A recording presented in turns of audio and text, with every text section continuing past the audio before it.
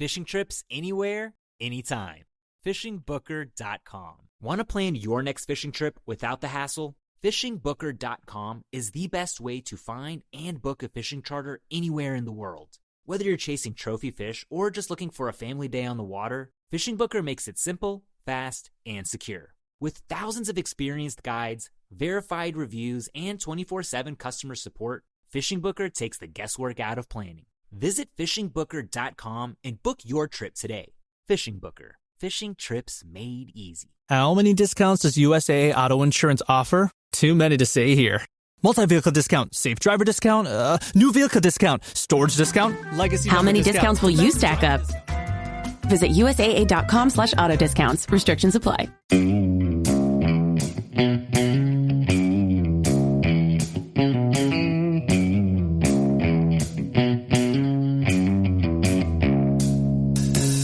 All right, welcome back to the Survival and Basic Badass Podcast, Kevin and Chuck. Well, today we're going to talk about livestock. So, I don't know. Imagine a world where you could eat off the stuff off your farm. That's pretty freaking cool. And it turns out I'm a big meat eater, which means I need to be growing some meat. So, let's talk livestock. And there's a lot of cool options out there and things that preppers can do and, you know, to basically keep your diet going and make things sustainable. We're going to get into how to feed them, how to take care of them. I don't mean like every step. I mean, like what kinds of cool things can you be growing and to take care of it?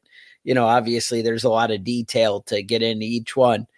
But I think you're going to have a good picture and hopefully be able to make the decisions of what animals might be right for you. Now, I have some core ones in mind that I don't even have all these animals, but I also don't provide 100% of my meat, which is a problem. So, you know, we're going to cover what I think are the right choices and definitely some of the what I know are the right choices. And so here we go. Let's jump into it. Kevin, the perfect like homesteader entry level animal, aside of maybe a dog. I mean, I think family dog is easy to get into, and I think that's important. And I think a dog is actually very useful on the homestead. Yeah, especially well-trained dog. But the gateway animal? Chickens, right? I mean, we all talk about chickens. Everybody loves chicken. I mean, everybody likes chicken eggs. Everybody likes eating chicken, but you know, they can be a little bit difficult to deal with. Fry, rotisserie, whatever you got, chickens are go-to. Yeah. So, I mean, one of the big things we're gonna talk about for all kinds of fowl is building a good coop. Wherever you live in the United States or overseas, you've got predators, things that want to kill those animals and eat them. You know, where I'm at, I've got a fox. He's not too much of a problem, but I've got a bunch of hawks and eagles that'll come and swoop up my ducks and just mangling them. Yeah. So, you know, with a coop, it's important that it has it doesn't have any easy access where something can climb up through there. Fisher cats will get into something and that'll kill all your chickens. Yeah. Just to eat one, just for the sport of it. Yeah. So you really want to have something that's, you know, up off the ground a little bit. Something that you can seal up the doors and the windows, you know, if you have windows in it. Yeah. And you don't want it, you know, when I like to put a little bit of that 1/4-inch welded wire down on the floor underneath the, you know, that's heavier than chicken wire. I mean, that really is a big difference to keep the animals out. Mm-hmm. One of the big things I read in all the books when I was first early on, and this has never been a problem for me, but they made a big deal about an animal can reach in and kind of kill your chicken and eat it like piece by piece through the fence. Right. That has never been an issue for me. I've never seen that happen, but I've definitely seen a bunch of stories and I've seen it from other where they literally pull the parts through the fencing. So you want to and they're talking about raccoons. Kevin said the Fisher cats will do that. Some, little ugly rodents of any kind will kind of go after you like that. So yeah. So chickens are great. They're they produce in the right circumstances an egg a day. If you have six chickens, that's a half a dozen eggs every day. Right. I know a lot of people that got into chickens, and every time I go by their house, they're like, please take eggs. I have a bowl of 40 eggs here. What am I going to do with them all? Right. So they say that the average chicken lays between 250 to 300 eggs a year. Mm-hmm. And my experience, and I think I've read it somewhere, but it's definitely what's happened for me, is you seem to get about 3 solid years of laying out of a chicken. Mm-hmm. And I'm saying like really productive, like they'll keep laying for probably 6-7 years, I think, right. But not getting that steady, like Kevin said, one a day kind of thing. They don't lay eggs in the wintertime, but it's a sunlight issue. So you can recreate that by extending daylight hours. I like to let the sunset bring the chickens back into the coop. So therefore, I usually when I add light, I add it to like early, like I make it a morning light. So if the sun is coming up in the winter at say 7:30 or something like that, then what I do is I have that timer where it comes on at 6 or 5 o'clock in the morning, because obviously you're getting an earlier sunset also in the winter. But I'll have it come on at like 4 or 5 in the morning, and then that'll keep them laying. Yeah. I kind of did the opposite just because of a solar light I have set up out there. So the light goes down and the light kicks on, and they're in the coop, but it's got, an extra 3 or 4 hours of light in there. It's awesome. And it kind of, it does make a difference. Now, giving them the break in the wintertime is maybe a little bit healthier for the chicken. So you have to decide what's right for your needs. It turns out, but you're basically going to get the same amount of eggs, whether you get it in that faster, shorter period, or you give them the break and then they lay for 5 years instead of 3. Right. I mean, that's the takeaway on that. But there's lots of good recipes for cooking chicken. You can eat the wings and fry and grill, and eggs are awesome, to be honest. I mean, they're just like the go-to. They help you with baking. They help you with everything. Yeah, great for protein. They're easy. Yeah. I've never taken a chicken to a vet or done anything like that in 10 years of raising chickens. They do get mites sometimes, giving them the ability to do like a dust bath, and they have stuff like diatomaceous earth you might, mix in to, help them get rid of things that are irritating them. Sometimes their butts will clog up. Fun things, they mention chicken butts and things. Yeah, that's horrible.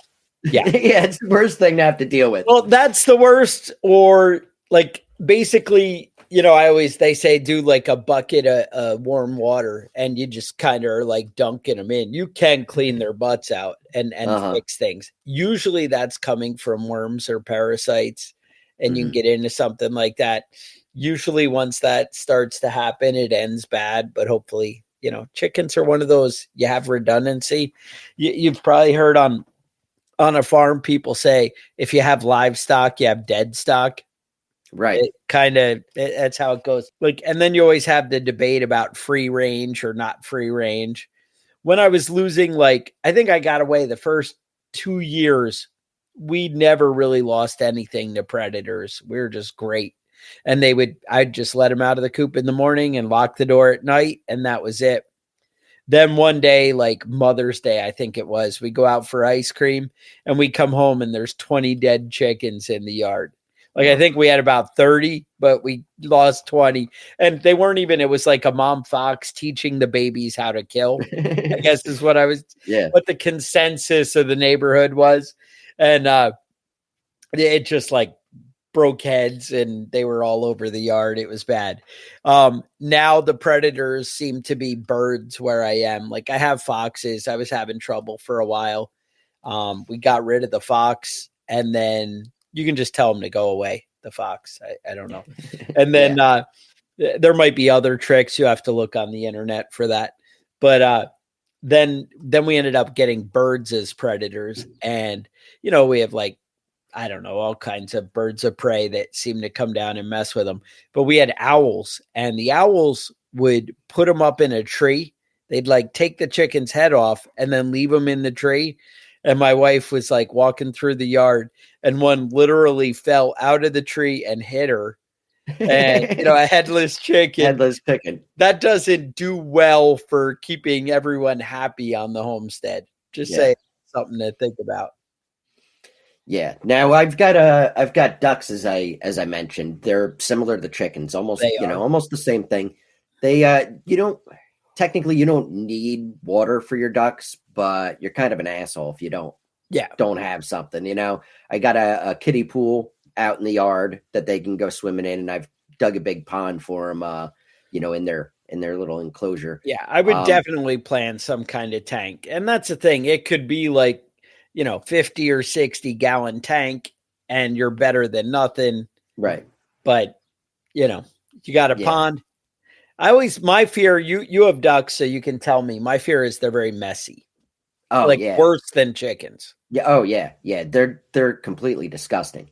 And any clean water, like a pool or a pond, anything that you have for them, they're going to turn it into mud. You have to set up a drain for that pond unless it's huge, so. Exactly. They're just disgusting animals in general. The duck eggs are similar to chicken eggs. They're a little bit larger. They're good. And honestly, I'm a big fan of eating duck. And some people are allergic to one and not the other, and vice versa, right? So you can maybe find something that works there for your family. Mm-hmm. I prefer duck meat over chicken meat, but I prefer chicken eggs over duck eggs. I know people who have ducks, a lot of them will just use the duck eggs for baking and not so much the other.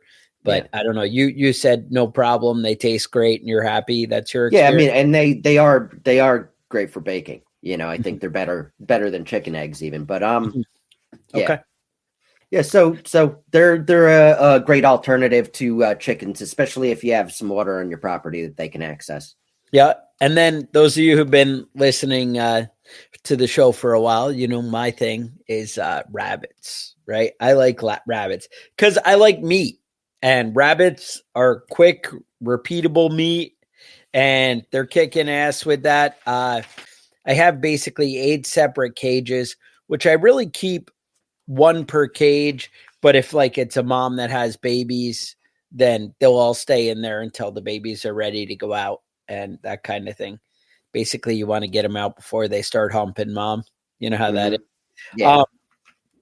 I do New Zealand rabbits. I think they're the right choice, but I haven't experimented with a lot of others. I did a bunch of reading, and that's what I came up with as the go-to choice, and then I went with it. I read 4 to 6 pounds of meat per rabbit. They're usually like 5 pounds, so that's because I'm lazy to go get them. Mm-hmm. They're basically 8 to 12 weeks old. They're kind of the perfect, you want to butcher them. Okay. I always wait a little bit longer because I never get around to it, and it's never a fun day on butcher day. It's my experience. Mm-hmm. Rabbits can be small, like 4 square feet per rabbit, that kind of thing. I had a covered area, like in my barn had like dog kennels, and so I throw them in there. They already had a roof, which has made it easy. I think I did a video, or maybe I need to do a video about rabbit cages. I know there's a lady who I really like. I'll try and get it into the show notes, who does a video on building cages, which is what I modeled mine off of. Mm-hmm. And I will put that in the show notes so you guys have it and can check it out.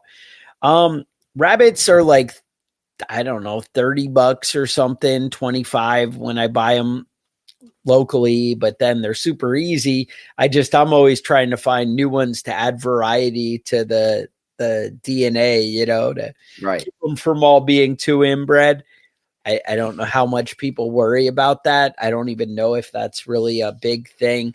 I know they talk about when animals are inbred too much, they end up with more prone to disease and illness and stuff like that. So that's something to be aware of.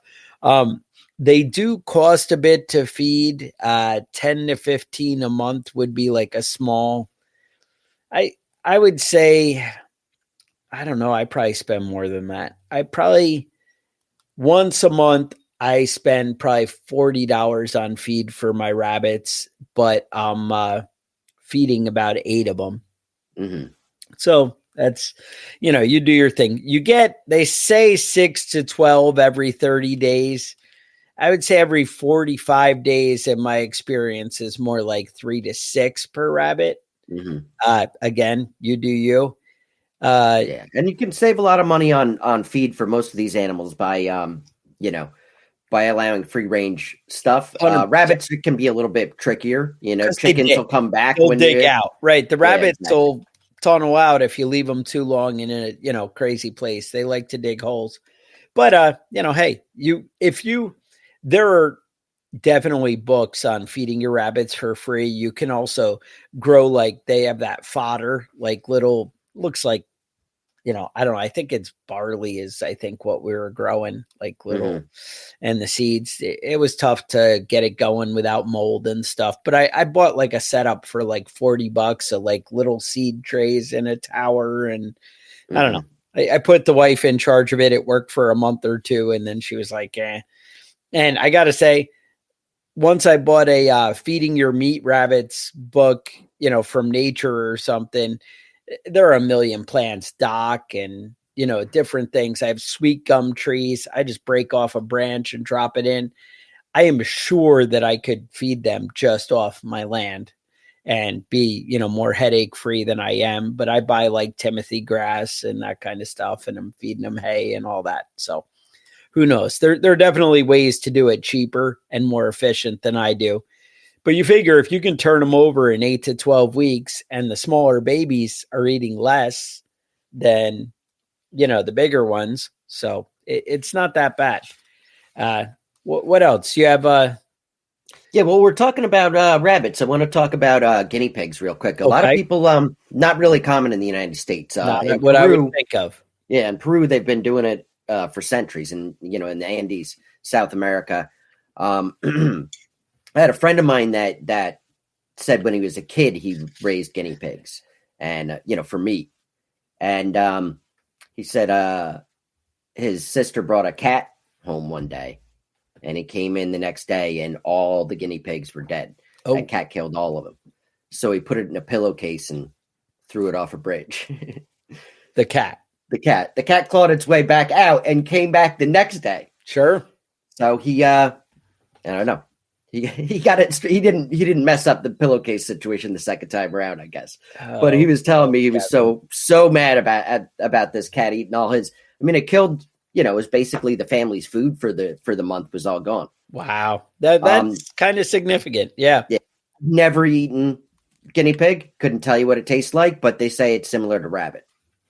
Yeah. As far as like maintenance and care for those, the big thing is like I go out and I have to sweep up everything, their rabbit droppings. Now, obviously people get very excited. That's how I sold the wife on it, was the compost of, they rabbit poo you can put in the garden right away. Right. And that's huge.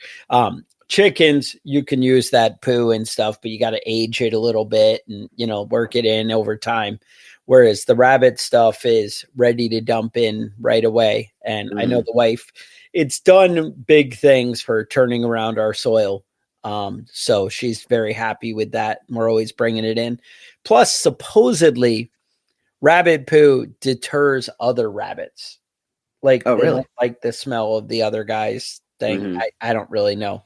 But you'd think they'd just be coming around to hump whoever's there. I don't really. I mean, wild rabbits will destroy your garden if if you got a bunch of. They're fun to eat too. So. Yeah. But it turns out you're not getting 4 or 5 pounds out of a wild rabbit though. And you are out of these, like mine don't look that much, but they look a lot meatier. They're not taller. They're just a lot more meat than other things. So something to keep in mind. Rabbits are pretty easy, and you can raise them as like a colony thing. I've seen really cool stuff, but I can tell you that the males are relentless and the females are not really happy about it when they're being humped every 20 minutes or every 5 minutes. Yeah, and I think that goes with a lot of livestock. You want to limit the amount of males you have in the population. Yeah. Chickens and ducks will be, if you have five roosters and 5 hens, it's not going to be great. Yeah, no, if you get a female that isn't really into it, dude, they bite the testicles off the male. Oof. They don't fuck around. They're, they're like, nope, we're not doing this shit. We'll straighten your ass out. It's one of those takes care of itself problems, but that's something to keep in mind. Now, other meat, sticking to the meat thing. What about goats and sheep? Yeah. So I'm a big fan of goats. I lived on a farm that had I guess it was a herd of about 30 goats.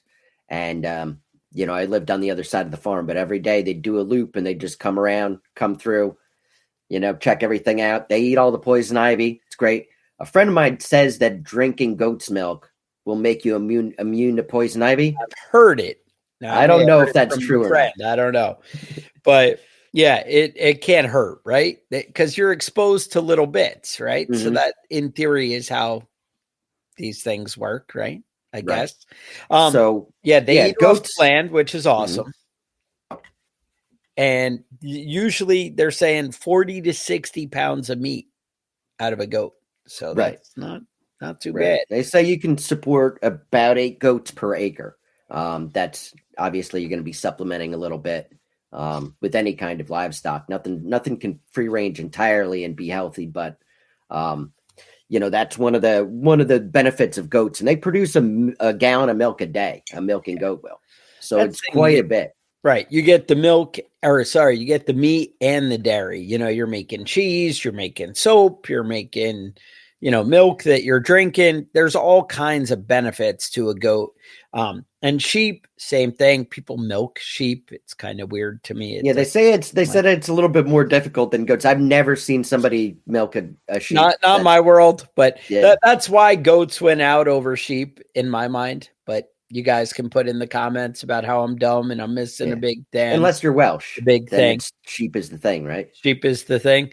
And then obviously we can talk about the, hides, the whatever, fur, wool. Mm-hmm. Wool is probably the right word. Wool is what you do. Yeah. No, goats are great. They're very smart. They're about as smart as a dog. So it's one of the things that you have to keep in mind when you're dealing with goats is they're going to figure out how to escape. Yes. They're going to figure out how to get out of it. They climb everything. Right. So that's the thing. You need quality fencing, but you need a great fence, but you need limited shelter. Like you don't need to get too crazy work as far as like compared to other animals, chickens, that kind of thing. So, that's definitely something to, keep in mind. Mm-hmm. I don't know. I like goats. I think there's something we're going to probably bring to the farm. I think the next step right now, I just have dogs, rabbits, chickens. We've done turkeys. Turkeys, I found were very messy, probably along your duck theory. Yeah. Yeah, they're really aggressive. They just were. My wife got along with, the turkeys. We did 4 last year. I still have 3 in the freezer. Because what do you do with a turkey? You eat it at Thanksgiving, and then you're like, turkey really doesn't tast that great. It's another one of those meats that you're like, I guess we have to have it for Thanksgiving, and that's the only time you eat it. I got to pull one out and, put it in there. And even if I just make a bunch of like lunch meat or something. The neighbor up the street, their daughter would paint the toenails of the turkeys. So that's a treat. Yep. I don't know. I didn't have these beautiful, majestic turkeys like people get. Mine were like your standard white, like farm breed, whatever you call meat turkey. And we had got them at the local like hardware store. And I'm like, yeah, let's do this. And, you buy the little chicks and whatever. And they just, I guess my wife had read about disease can spread between chickens and turkeys. anybody I've ever seen do turkeys had them mixed together. She said absolutely it's a no-go, but we put them together we kept them separate. And because of that, they were in their own fenced area and it got dirty and smelly fast. And there were some smelly birds and it was a lot of work. And we were like, no, we're not doing that again. It's easier to spend the $50 and buy a good fresh turkey. Or if you don't really care where your meat comes from, they're like 29 cents a pound or something at Thanksgiving. So you can do what you want. Just throw it in the freezer for a few months. There you go. Yeah. Yeah. One of the things with getting back to sheep, one of the things that a lot of people don't realize, we do mostly cattle in the United States. And the reason is that during the 1870s to 1920s, there was something called the sheep wars, the Great Sheep Wars. So people were grazing sheep on public land, and the sheep would just overeat everything. They'd rip plants up and eat the roots and everything. So it would be, almost a year before the land was usable and to graze on. Cows won't do that. They'll just move on to a different section and things will grow back right away. So there's a lot of shootouts and a lot of murders over people grazing sheep on public land and cattle ranchers not being a fan of it. So if you're interested in weird history stuff, that's look into that one. There's a few videos and books on that. Okay. Now, talking about cows, though. Okay. Well, cows. All right. Yeah. Cows. It's a big one. You need a lot more land for cows than any of these other animals. They're not on my go-to easy farmer list.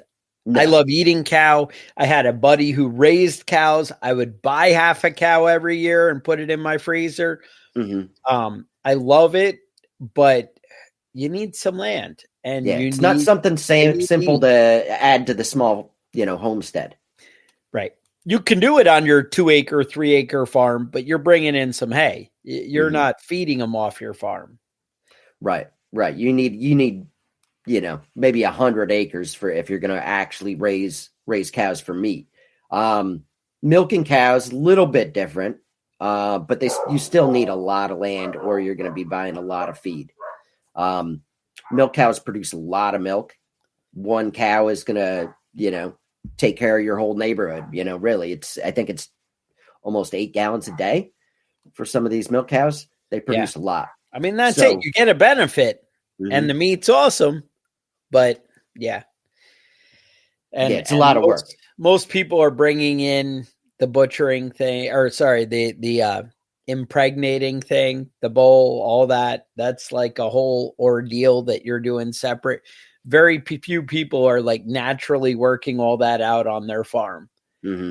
As far as your cows, that's not like a normal thing to, just put your bowl together and whatever. You got to kind of know what you're doing. And so that's a little scarier. I'm just saying it's more than I'm willing to take on, but I love the idea. Your full-time job. If you're raising cattle, that's what you're doing. That's your whole thing. And, and horses, kind of the same thing as far as the feed situation. Obviously they have benefit. They're usable. I don't know that really anybody's using horses for work much anymore. That work that's different than a 4-wheeler is, I guess, what I'm getting at.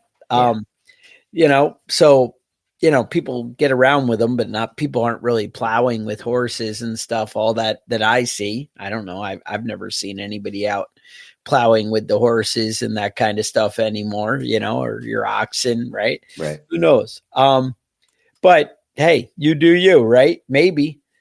So horses to me are just an expense. I know that sounds horrible. They sound really cool when the world ends and you have transportation and nobody else does. That sounds really cool to me, but it also sounds like a bit of a headache. Let's talk about my last essential, or again, like I said, I just have chickens and rabbits. I think if I was full on living off the land, I would say goats and pigs would be added to those two as essential. I think pigs are awesome. 150 to 200 pounds of pork. That's pretty awesome in 6 to 8 months. So that'd be like Berkshires or giving you that kind of thing. They turn for feed, you can pretty much, take your Anything. food scraps. But Yeah. I know we don't have a lot of food scraps at my house, like that are going to sustain pigs, right? Right. Like I have food scraps I can give to pigs, but I'm not throwing out pounds of food every day. And right. Pigs are Maybe looking. if you had for 15 kids, that would be Right. That would be different. I have a friend of mine that raises chickens for meat, and he got a pig, and they don't eat pork for religious reasons, and so I didn't understand the whole thing, and then I found out like the pig would climb in bed with them, like it was just like a family pet that they had, and then eventually it got so big they couldn't deal with that anymore, and now they just have a giant pig that they take care of for no reason. Right. I had a customer that had pigs living in their house, and I thought that was very odd. And I'm like, you have a pig in the house? And they were like, yeah, he hangs out like a dog. Like they're supposed to be smart. I don't really, but they're also kind of assholes. You know what I mean? It's like having a very aggressive dog that's large and eats nonstop, Exactly.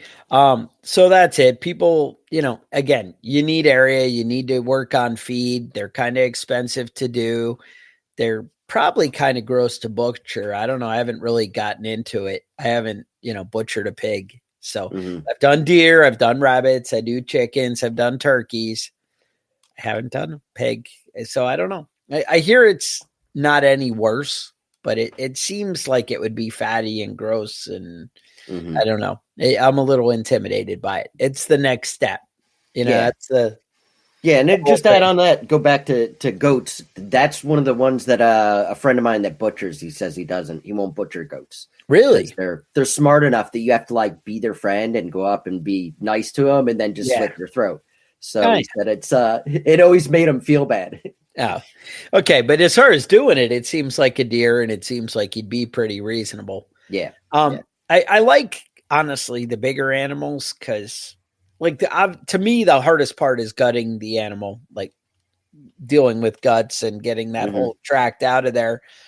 And bigger animals, you get more, like, you're still doing the unequal amount of work, right? Whether I'm gutting a rabbit or gutting a deer, it's about equal in time and effort in getting the guts out. And to me, that's the hardest part. I can do that. Then I'm just cutting up meats easy, and you can get that smell and everything out of there. So to me, like something big like goats or deer, you're doing it quickly and getting right to it. Kind of excited about that. I think that'd be cool. Goats are pretty big on being resistant to pests and things like that, where they kind of excite me as far as an animal to do. The big thing is deworming with goats and pigs and that kind of stuff. So you got to keep an eye they can on have that. a lot of parasites. I mean, that can be a thing. I see stuff on the internet with chickens and stuff about deworming and parasites and disease. I've never dealt with any of that, never really had an issue. So that's, you got to make your own judgment on that. Talk to your vet. I'm sure vets are happy to sell you anything you want to buy, but I know some of the bigger stuff, you're going to be dealing with illness if you're not dealing with, deworming and stuff like that. So something to keep in mind. Did you want to talk about ostriches? Yes. Ostriches. Neither of us have any experience with ostriches. No experience, but they're unique, right? So you have lean meat. It's a red meat like beef, actually.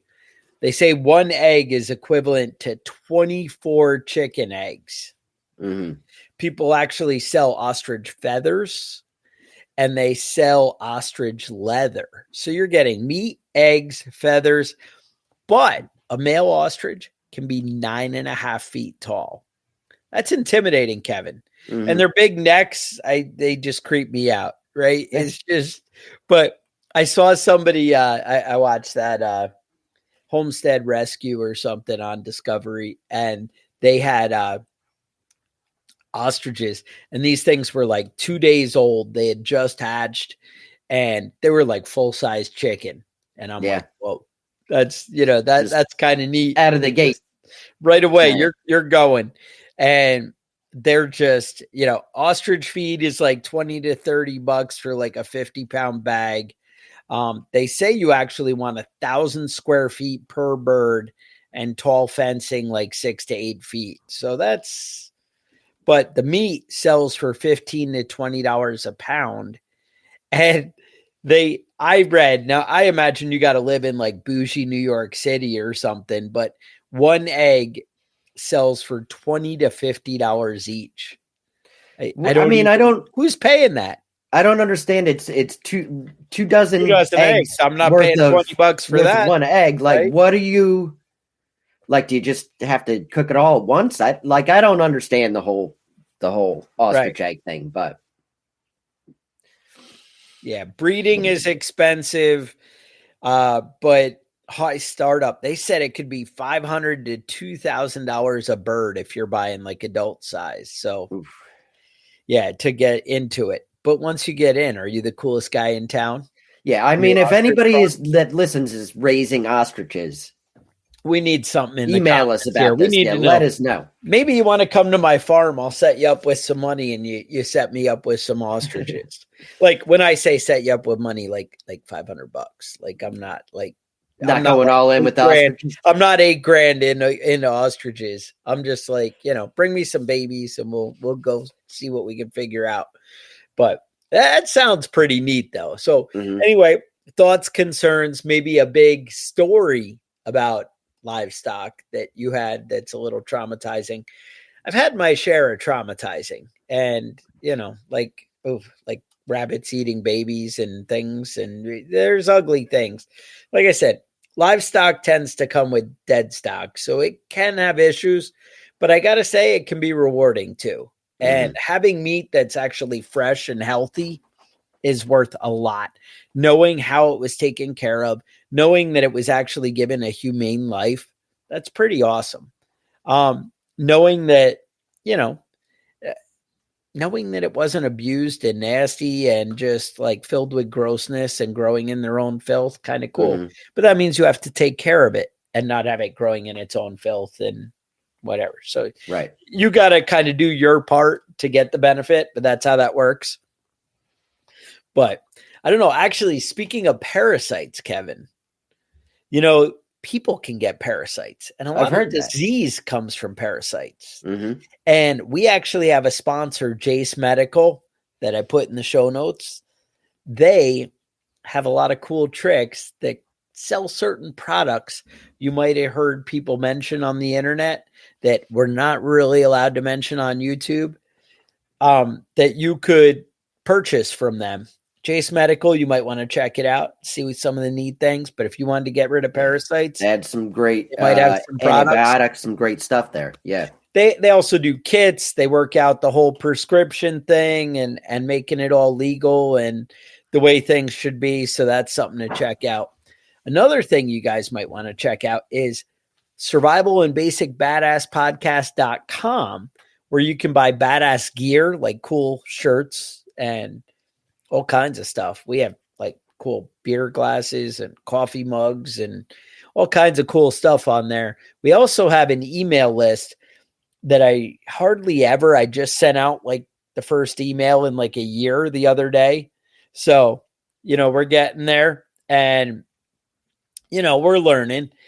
And, but basically I'm just saying you might want to, go sign up for the email list. If I find like super awesome deals, and I'll like send them out to you guys. And I seriously, legitimately, I'm only sending you a deal that I think like, I'm like, oh, I should buy that. Like I just found a deal on something really awesome the other day. I can't even mention it on YouTube because they freak out. And I was like, oh, and I'm like texting like 8 of my buddies, or I saw like a binary trigger deal. And I was like, hey, look at this deal. It's really amazing. And like 8 of my buddies, and I just texted them and I didn't get anything for that. But those are the kind of things that I'm like sharing with you. It's not like, hey, look at this shenanigans that, isn't worth anything. Like to me, like Jace Medical, right? The reason I'm telling you about it it's almost impossible to find antibiotics and things that are going to last you through the apocalypse in the store. And this is a way that I found to do it. And so it's kind of cool. So I'm just saying there's options out there. Anyway, Kevin, any other thoughts, concerns? Nope. That's all I got. If you got any ideas for a show, send us an email, preppingbadass@gmail.com. And that's all I got. All right. So with that, stay safe, and we will talk to you guys next week.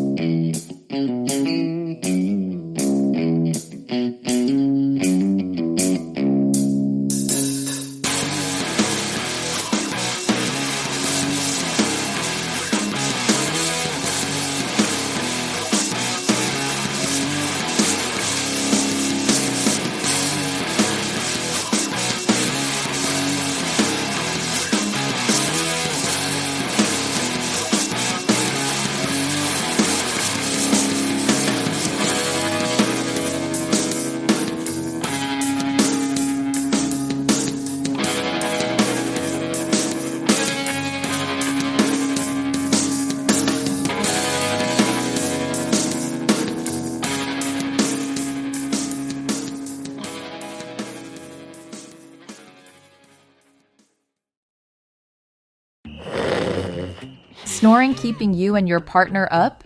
It strains sleep and relationships.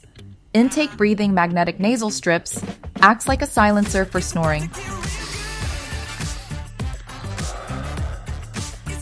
Visit intakebreathing.com and use code Spotify for 10% off. About to get real good.